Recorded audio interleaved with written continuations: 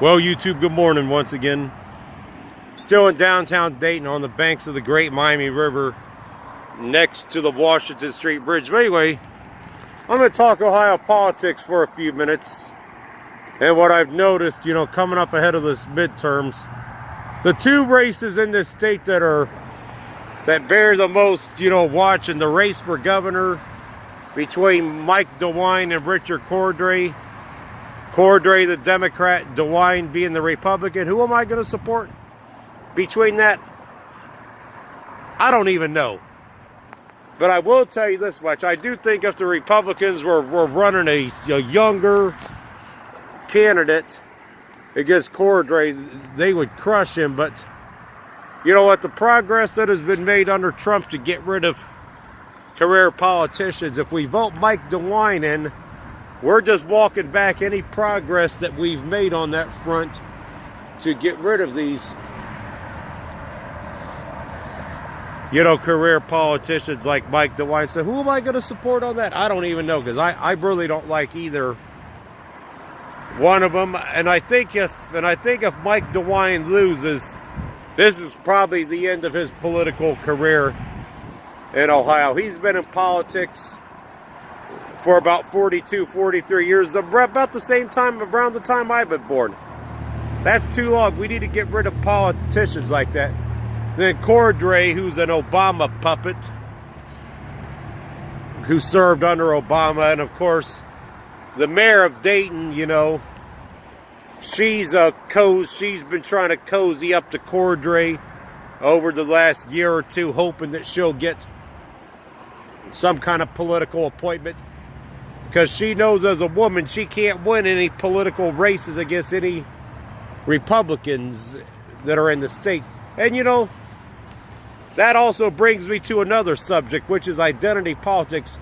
You know something? I have noticed the two races in the state that the Democrats have a really legitimate shot to win, both Democrats are male. Richard Cordray running for governor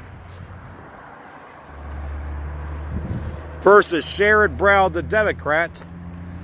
And both of them have a legitimate chance of winning. So, you know what? The Democrats are just doing the same old, tired-ass bullshit of running, a woman or whatever, thinking that that's going to get the job done for them in a statewide race.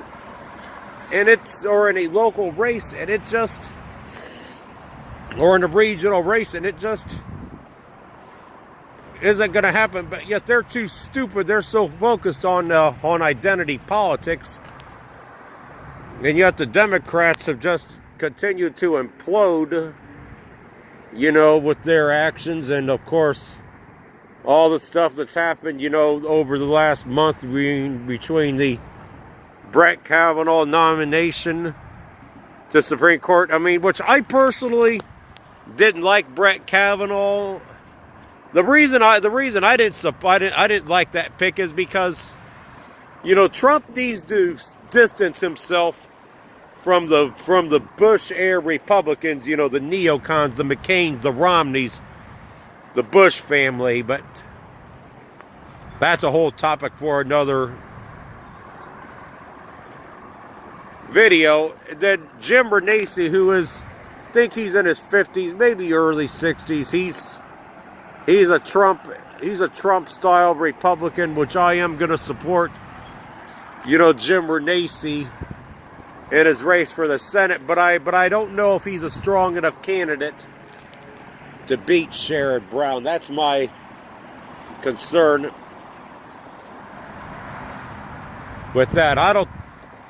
I haven't really seen enough evidence to really indicate to me that he's a strong enough candidate. But I think, again, these identity politics, it's very interesting that the Democrats really did not put a strong candidate out there, for governor. They did go with somebody that's less identitarian than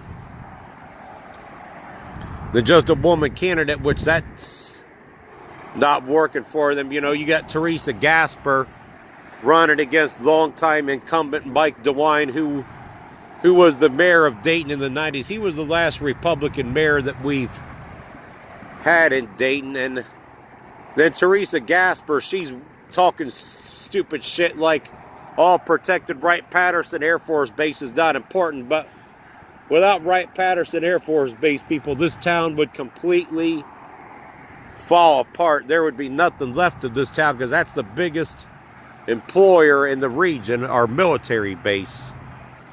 So so again, another clueless identitarian that doesn't know what the hell they're doing, or, you know, they're just doing the same old broken bullshit tactics. But the thing, I think, you know, but also getting back to the race for governor, I just think that DeWine is not the direction that we need to head in. I think a lot of the conservatives in this state, you know, I don't consider myself Democrat or Republican. I am more conservative, but I don't identify with either party. But I think if the Republicans were running a stronger, younger Republican, they would crush Cordray. But after John Kasich's, you know, childish bullshit, which John Kasich, our governor, you know, he is just another John McCain is all he is. And of course, John McCain, you know, he passed away. Of course, I couldn't stand the guy. I think he was a piece of shit. Probably the worst Republican that's ever been in the Senate, you know, during my lifetime. He was nothing but a traitor to this country, and, you know, for many reasons, you know, which many others have talked about. But I don't think Kasich is going to, I don't know what Kasich's going to be doing after he gets done being governor, because he's really pissed a lot of people off with his liberal policies. He showed he's not a true conservative. As I said, he's another John McCain is all he is. He can't be trusted.